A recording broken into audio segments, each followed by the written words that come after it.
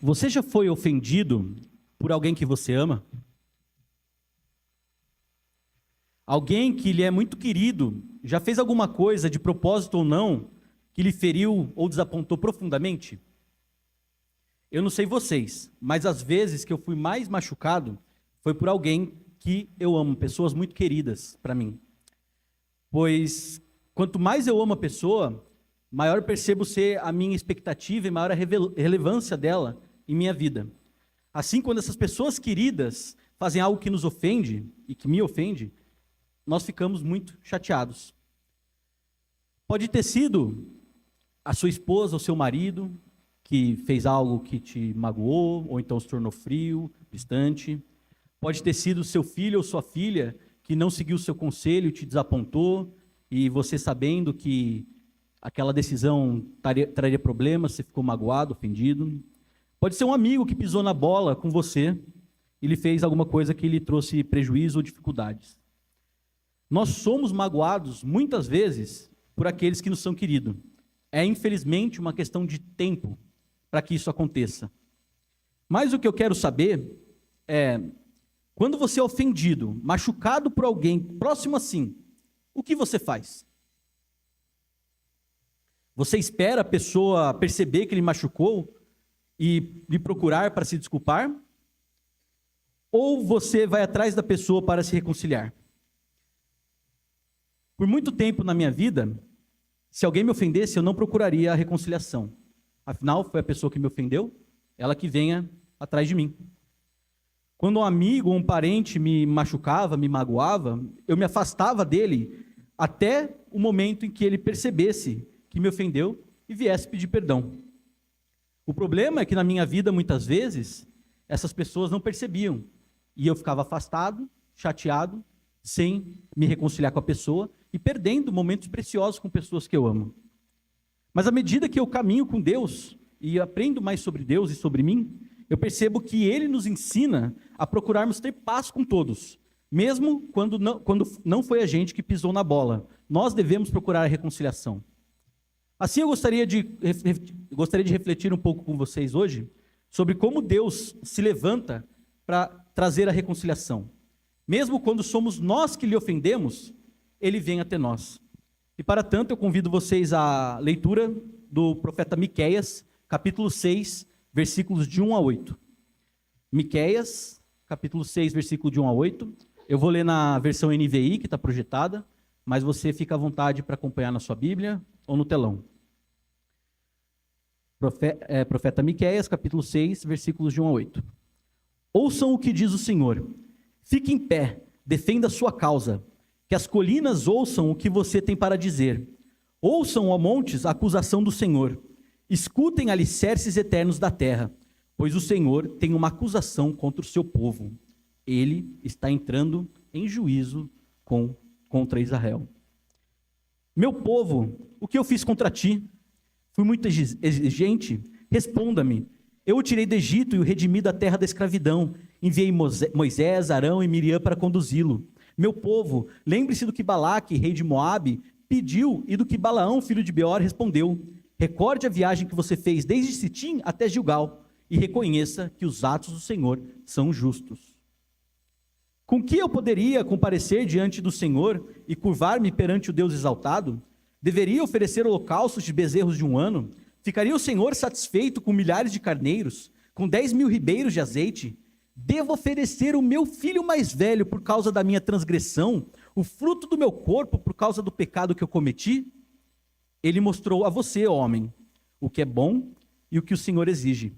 Pratique a justiça, ame a fidelidade e ande humildemente com o Senhor. Nesse trecho que nós lemos, Deus está convocando um tribunal profético para trazer juízo contra o seu povo. Primeiro, o Senhor convoca os montes alicerces da terra para presenciarem o juízo que ele teria contra Israel. Depois faz uma acusação contra Israel e escuta a defesa deles e, por fim, encerra o tribunal instruindo seu povo como proceder. Mas para a gente entender um pouco melhor do que significa esse tribunal, a gente precisa ver a situação em que esse texto foi escrito. O profeta Miqueias viveu no século VIII a.C., sendo contemporâneo dos profetas Oséias, Amós e Isaías. Ele profetizou ao longo dos reinados de Jotão, Acás e Ezequias em Judá, e ele vinha de origem humilde, da região agrária ao sul do reino de Judá, na cidade de Moresete, que dista cerca de 40 quilômetros de Jerusalém.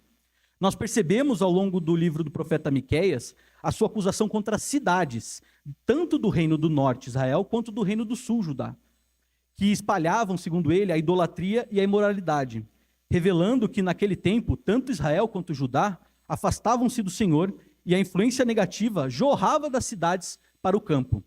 A situação era tão degradada que os governantes que deveriam ser justos oprimiam o povo.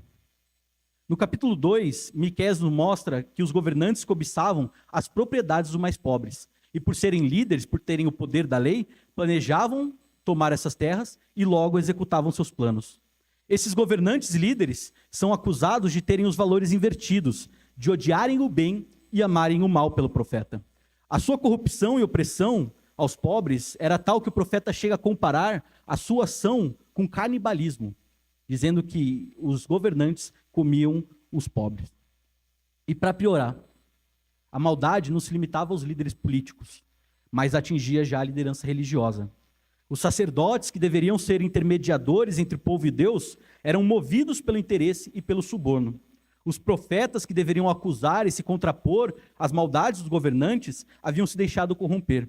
Como Miqueias fala no capítulo 3, os líderes julgavam sob suborno, os sacerdotes ensinavam visando lucro, os profetas adivinhavam em troca de prata, e para piorar, eles ainda se apoiavam no Senhor, dizendo: o Senhor está no meio de nós, nenhuma desgraça nos acontecerá. Aqueles que deveriam ser os pilares da sociedade, os governantes, os sacerdotes e os profetas, haviam se afastado de Deus, e isso influenciava todo o restante da sociedade, chegando até o último reduto, a última estrutura social, a família, colocando filho contra pai, filha contra mãe, nora contra sogra.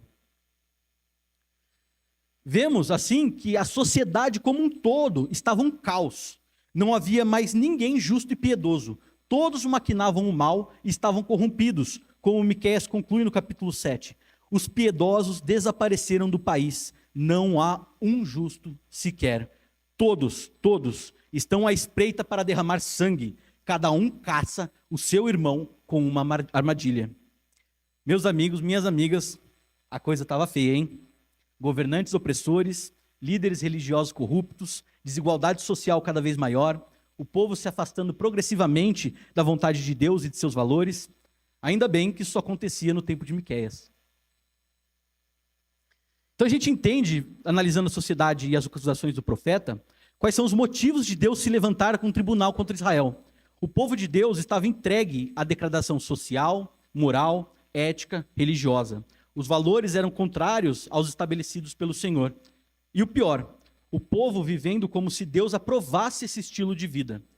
Deus não poderia manter-se apático perante essa situação, então ele convoca aqueles que foram as testemunhas da aliança do Monte Sinai, os alicerces da terra, os montes e os céus, para testemunharem seu juízo contra o seu povo em um tribunal.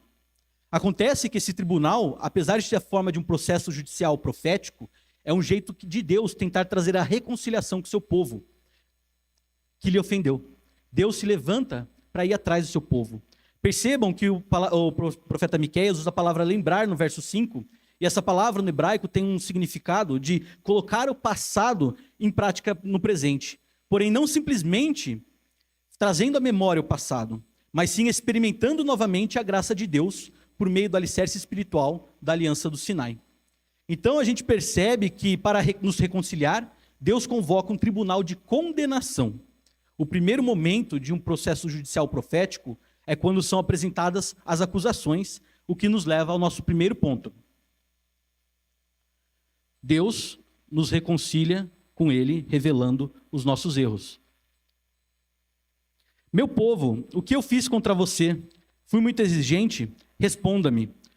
O Senhor começa fazendo essas perguntas, como quem quer saber porque está sendo maltratado, o motivo está sendo ofendido, da maneira que o povo ofendia ele, vivendo dessa maneira depravada. Através de lembranças dos acontecimentos que seguem essa pergunta, Deus traz acusação, evidenciando que Tudo que ele fez por Israel foi bom, foi gracioso, e o povo de Deus estava sendo ingrato para com ele. Ele deseja lembrar-lhes quantas bênçãos lhes concedeu, como sempre cuidou deles, e como seu povo, mesmo diante de tamanho cuidado, se deixou se afastar, virou as costas para ele e ofendeu profundamente o Senhor. O Senhor começa: eu o tirei do Egito e o redimi da terra da escravidão, enviei Moisés, Arão e Miriam para conduzi-lo. Aqui Deus está lembrando do Êxodo. O Êxodo era talvez, para o povo judeu, o evento mais marcante de sua identidade como povo do Senhor. Foi ali que Deus demonstrou sua misericórdia e amor para com Israel e a sua soberania e poder perante todas as nações. Um estudioso do Antigo Testamento diz que Israel entendia que os pontos referenciais da sua vida com Deus têm a ver com as intervenções que possibilitaram o que, de outro modo, seria impossível. Ou seja, o que Deus agia miraculosamente para com seu povo é o que definia o caráter de Israel como povo de Deus. E é exatamente isso que Deus levanta para lembrar Israel de sua ação na história. O Senhor foi quem livrou o povo do Egito. Ele levantou líderes justos para conduzir e guiar o povo. Diante de nações estrangeiras, inimigas, Deus fez com que maldição tornasse-se bênçãos. Deus esteve com o povo no último acampamento antes deles cruzarem o Rio Jordão e adentrarem na terra prometida. E manteve-se com eles após a travessia no primeiro acampamento na terra prometida. O Senhor mostra-se imensamente amoroso, misericordioso, gracioso e fiel a Israel, enquanto o seu povo pervertia os valores, tornavam-se cruéis, opressores, corruptos e maldosos. Quem me dera eu pudesse falar: esses judeus são tão ruins com Deus tão bom, ainda bem que eu não sou assim. Mas eu não posso falar isso. Infelizmente, nenhum de vocês também. Pois nós estamos todos deste lado da balança, junto com Israel. Todos nós estamos num estado de depravação pecaminosa. Todos nós colocamos nossos interesses, nossos sonhos, nossos desejos antes dos outros. O estado de pecado corrompe o nosso coração, nos fazendo buscar o que é o nosso interesse, mesmo quando isso vai contra aquilo que Deus nos ensina. Assim como o povo de Israel no texto, nós também somos pessoas que vivem num estado de pecado. Nossos líderes roubam, desviam dinheiro público, aceitam suborno, vivem para si mesmos, oprimem os pobres. Quantos líderes religiosos hoje em dia não procuram apenas o lucro desonesto, usando a palavra de Deus para seu próprio bem, afirmando que eles são os que detêm o acesso aos céus? E nós? Quantas vezes não infringimos uma regrinha, como colar na prova, copiar um trabalho, furtar uma batata doce, ou pegar algo emprestado e não devolver? Enfim, podemos não errar numa escala que os governantes de Judá e os nossos governantes erram, mas nós ofendemos a Deus tanto quanto eles. E eu digo isso porque a nossa ofensa é graduada não pela infração, mas pelo grau de importância de quem é ofendido. Vejam só, se eu der um tapa no meu irmão, no meu colega de classe, que convivem comigo, que tem o mesmo grau de importância que eu, isso seria algo errado. Mas seria normal, passageiro, depois estaria tudo certo.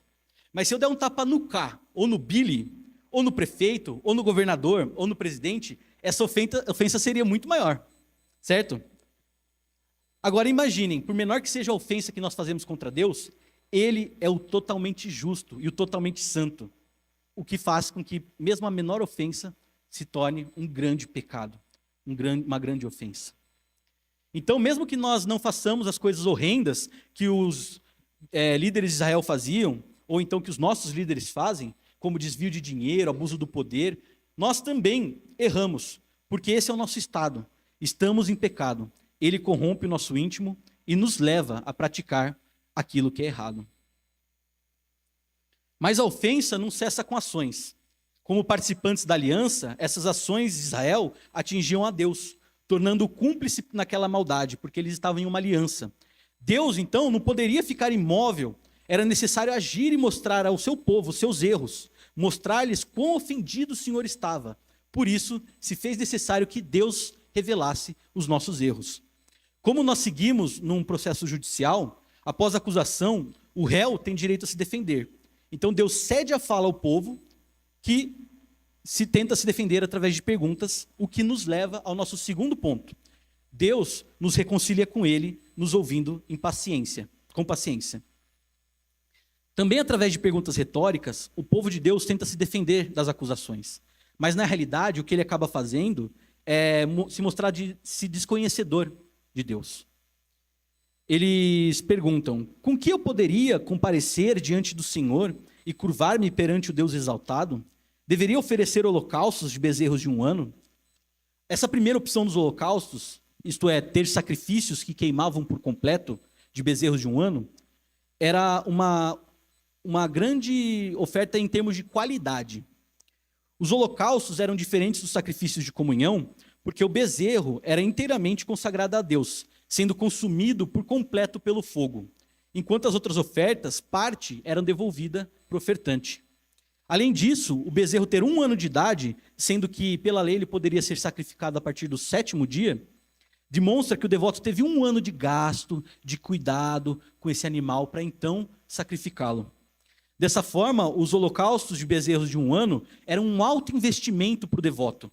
Essa seria uma oferta de boa qualidade, algo que era considerado, segundo Levíticos, de aroma agradável ao Senhor. Contudo, como se houvesse uma negativa, o povo volta a se indagar, passando a uma hipótese quase impossível de realizar. Eles perguntam: ficaria o Senhor satisfeito com milhares de carneiros, com 10.000 ribeiros de azeite? Gente, quem tem 10.000 carneiros e 10.000 ribeiros de azeite? Ninguém. Essa quantidade só é uma realidade para o rei Salomão. Não sendo possível ao homem comum, mesmo que se juntar com outros, oferecer isso. Essa progressão do pensamento que vai do bezerro de 1 ano para uma tamanha quantidade, mostra que eles estavam primeiro tentando comprar Deus com a qualidade e depois com a quantidade. Mostra que eles enxergavam Deus em atributos de deuses pagãos, que quando estavam irados precisavam ser apaziguados com ofertas e sacrifícios. Apesar da gente ter um sistema sacrificial no Antigo Testamento, não é para isso que ele serve. O sacrifício é feito como um símbolo da aliança com Deus. Uma aliança que Deus já tinha com o seu povo, então o povo fazia o sacrifício por ser povo de Deus e não para ser povo de Deus. Deus primeiro fez com que Israel fosse seu povo e depois lhe deu a lei. As cerimônias eram imagens de um relacionamento já pré-existente, e não de um Deus opressor que exigia o seu povo das regras excessivas. Então a resposta para essas perguntas também. E como se Deus desse, faz a terceira pergunta. Devo oferecer mais 10 da nova direção, o fruto do novo alvo pecado e pecado.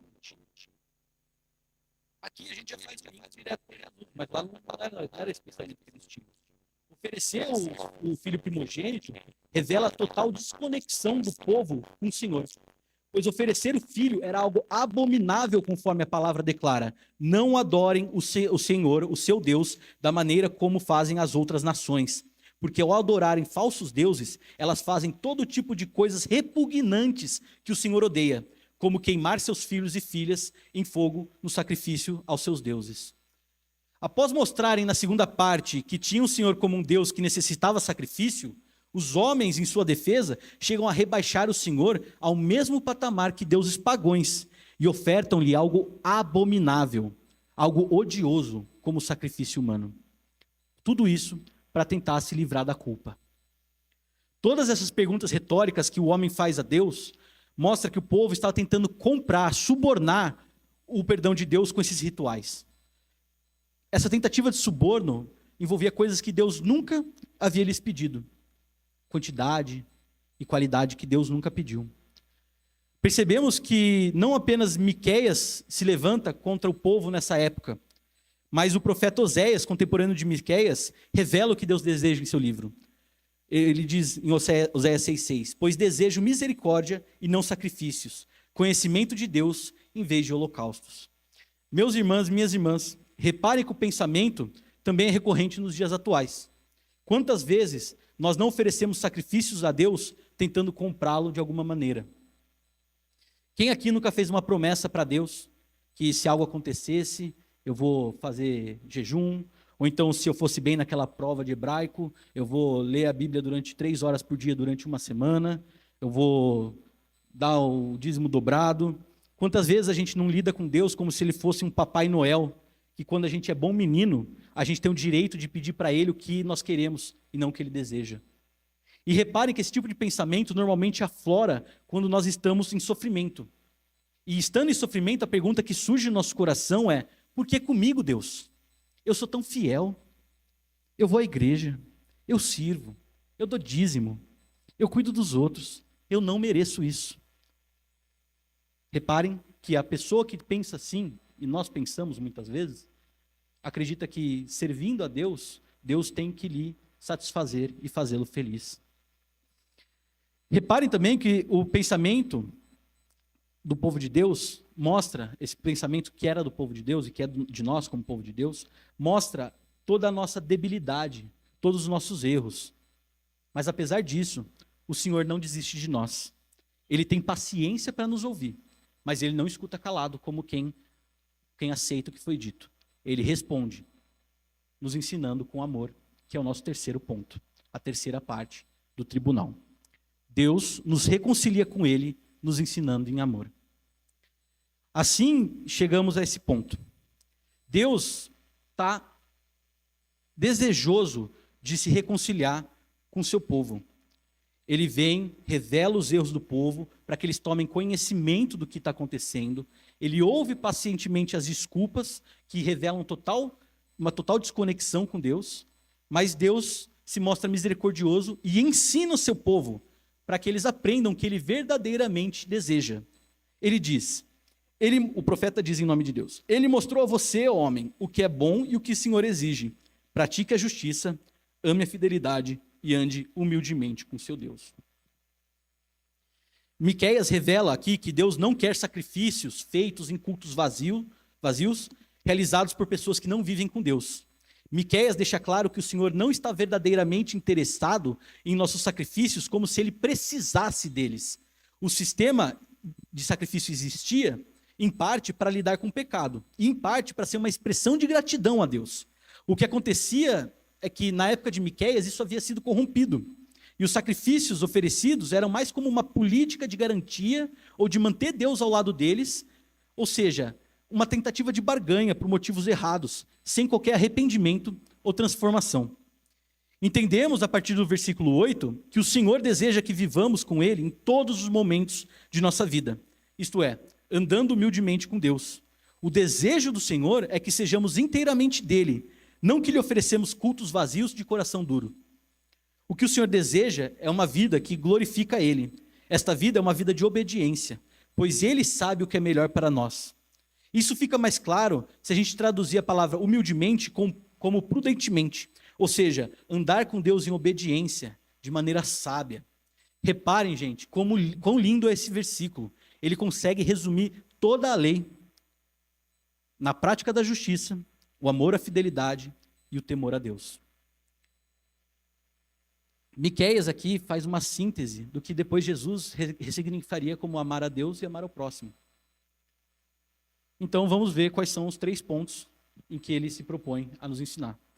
Em primeiro lugar, nós temos a prática da justiça. A palavra no hebraico traz um peso de fazer o que é reto e justo, conforme a vontade de Deus. Praticar a justiça no Antigo Testamento era muito ligado ao tratamento que se dava ao pobre e ao oprimido, o que no Novo Testamento é retificado pela palavra do Senhor, Jesus, sobre amar o próximo. O reino de Deus é um reinado em que não há opressão dos governantes. Não há interesse egoísta e mesquinho por parte daqueles que lideram. Assim, os mais desfavorecidos não são oprimidos. Deus nos chama para que nós vivamos dessa maneira já nessa vida, nos importando com o que acontece com a sociedade à nossa volta e fazendo o que nos é possível fazer. Depois, para complementar, Deus também pede para que amemos a fidelidade. Aqui a palavra hebraica pode ser traduzida como misericórdia, trazendo o conceito de bondade fiel, de respeito à aliança que foi feita com Deus.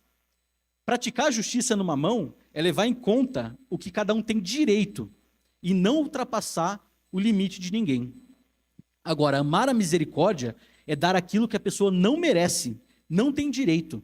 É uma forma mais elevada de tratamento, pois não leva em conta apenas o que a pessoa tem o direito de ter ou fazer, mas ultrapassa isso. A misericórdia é um modo que Deus age para com seu povo e ele pede para que aqueles que o amam pratiquem isso também com os outros. Por fim, andar humildemente com Deus é, de acordo com Gênesis 5, viver em comunhão com Deus de maneira não arrogante, sabendo que Ele é o Deus poderoso que livra da escravidão e cuida de seu povo. Foi Ele quem agiu quando nada mais poderia ser feito, e sem Ele, nem Israel e nem a gente hoje em dia chegaria onde nós estamos. Percebam que se nos relacionarmos com Deus da maneira correta, aprenderemos também a nos relacionar com as pessoas. Praticar a justiça se torna algo natural para quem tem o Senhor como guia. E como não amar a misericórdia, sabendo que Deus teve misericórdia de nós? Eu acredito, se eu acabasse a pregação aqui, já teríamos muitas coisas para refletir em casa. Eu estou vivendo em corrupção? No que ou com o que eu tenho sacrificado minhas melhores coisas, como meu tempo, meu dinheiro, meu desejo? Eu tenho praticado a justiça no meu dia a dia? Como eu faço para amar a misericórdia de uma maneira mais agradável ao Senhor? Mas a verdade é que mesmo se nós nos esforçássemos muito, muito mesmo, nós falharíamos em um desses pontos em algum momento. Nós começaríamos com pequenos deslizes, mas que nos amoldariam o padrão do mundo e não ao de Deus. E quando nós menos percebêssemos, estaríamos novamente no banco dos réus do tribunal, sendo necessário nos reconciliarmos novamente com Deus. A boa notícia que eu tenho para vocês hoje é que houve um homem que tomou o nosso lugar nesse tribunal. Ele se colocou à prova em nosso lugar, mas ele não merecia o nosso lugar, pois ele praticou a justiça, amou a misericórdia e andou humildemente com o Senhor por toda a sua vida. Este homem é Jesus, o Deus encarnado. Deus, a fim de nos reconciliar, faz o inimaginável, dando seu Filho em sacrifício dos nossos pecados. Ironicamente, Deus nunca pediu para que a gente sacrificasse os nossos filhos pelo perdão dos nossos pecados, mas Ele sacrificou o Filho dele por causa dos pecados dos outros. Jesus, alguém que nunca ofendeu a Deus, tomou sobre si as consequências do nosso pecado, de nossa ofensa, e a punição que nos era devida, e sofreu e morreu em nosso lugar. Jesus, diferentemente de nós, viveu a vida plenamente em comunhão humilde com o Pai. Ele representou e representa a misericórdia de Deus, pois além de praticar a justiça, ele tornou-se réu por nós, morrendo na cruz. Ele nos deu algo que não merecemos, a reconciliação com o Pai. Não somente pagou a condenação que era nossa, mas nos tornou filhos de Deus, nos dando misericórdia. Assim, agora em Cristo Jesus, somos capacitados pelo Espírito Santo a viver uma vida em justiça, misericórdia e humildade. Porque foi Cristo que viveu isso de maneira perfeita. E ao nos enviar seu Santo Espírito, nos permite que nós acheguemos a Deus desta maneira. O nosso relacionamento com o Senhor não depende da nossa competência em praticar a justiça. Não depende das nossas qualidades de amar a misericórdia. Tampouco da nossa capacidade de andar humildemente com Deus. Mas da competência, da qualidade e da capacidade de Cristo Jesus. Assim, em Jesus, não temos mais que nos preocupar em agradar a um Deus irado conosco pelos nossos erros, pois o preço pela nossa rebeldia já foi pago. O que o Senhor nos pede agora é que vivamos em amor a Ele, obedecendo humildemente, praticando a justiça com o próximo, mas não limitando aos direitos deles, e sim tendo misericórdia dos outros, porque foi assim que Ele o fez conosco. Assim, o tribunal que era da condenação, em Cristo Jesus, se torna o tribunal da reconciliação. Como o apóstolo Paulo diz em sua segunda carta à igreja de Corinto, todos nós devemos comparecer perante o tribunal de Cristo. Um pouco mais à frente, todos nós devemos comparecer perante o tribunal de Cristo. Mas não, dessa vez, não para condenação, mas sim para reconciliação, pois nós fomos feitos novos. Nós somos feitos ministros da reconciliação, como Paulo continua na mesma carta. Portanto, se alguém está em Cristo, é nova criação. As coisas antigas já passaram, eis que surgiram coisas novas. Tudo isso provém de Deus, que nos reconciliou consigo mesmo por meio de Cristo e nos deu o ministério da reconciliação. Ou seja, que Deus em Cristo estava reconciliando consigo o mundo, não lançando em conta os pecados dos homens, e nos confiou a mensagem da reconciliação. Portanto, somos embaixadores de Cristo, como se Deus estivesse fazendo o seu apelo por nosso intermédio. Por amor a Cristo, lhe suplicamos, reconciliem-se com com Deus. É através de Jesus que Deus nos chama, por meio de seu amor e sua reconciliação, para sermos agentes de reconciliação onde quer que nós estivermos. Quantas pessoas você não conhece que não precisa de reconciliação? Seja entre elas e você, seja entre elas e outra pessoa, seja entre elas e Deus. Nós, em Cristo Jesus, somos feitos ministros da reconciliação, que tem por missão levar o apelo de Deus ao mundo, o chamado da reconciliação de Cristo Jesus. Dessa forma, eu concluo lembrando-lhes que Deus não deseja um culto vazio, Deus não deseja milhares de sacrifícios, seja de carneiros, de azeite, dinheiro, horas de serviço ou suposta piedade. Deus deseja a você e a mim. O Senhor nos quer por inteiro, o Senhor quer as nossas vidas. E esse Deus que nos deseja por inteiro, mesmo quando é ofendido por nós, vem até nós para nos lembrar que Ele é bom e fiel. E dessa maneira, nós não precisamos mais viver na defensiva das acusações que Ele faz e temer a condenação. Mas nós podemos responder ao seu amor de forma obediente, sabendo que nós temos um Pai nos céus que nos ama e que deseja sempre se reconciliar conosco, mesmo quando somos nós que lhe ofendemos. Que nós possamos viver a reconciliação de Deus em Cristo Jesus e assim praticarmos a justiça, amarmos a misericórdia e andarmos humildemente com o nosso Deus, que é digno de toda honra, louvor e glória para sempre. Amém.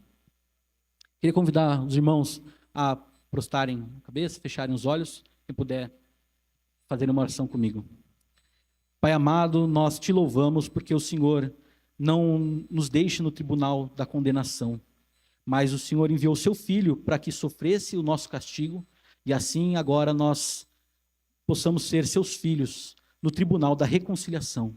Nos ajuda, Senhor, a nos lembrarmos que não depende de nós o nosso relacionamento com o Senhor, mas depende do Senhor para conosco. E que isso seja algo libertador para os nossos corações, sabendo que o peso da nossa salvação não está com a gente, mas com o Senhor. E o que a gente faz em obediência por amor.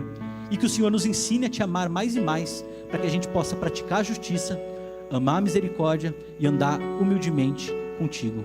Nos ajuda, Deus, pois sem ti nada somos. Nós necessitamos da tua presença, do teu Espírito para nos guiar. E nós pedimos, Senhor, que o Senhor nos abençoe em Cristo Jesus, para que a gente abençoe todas as pessoas com quem nós convivemos. Amém.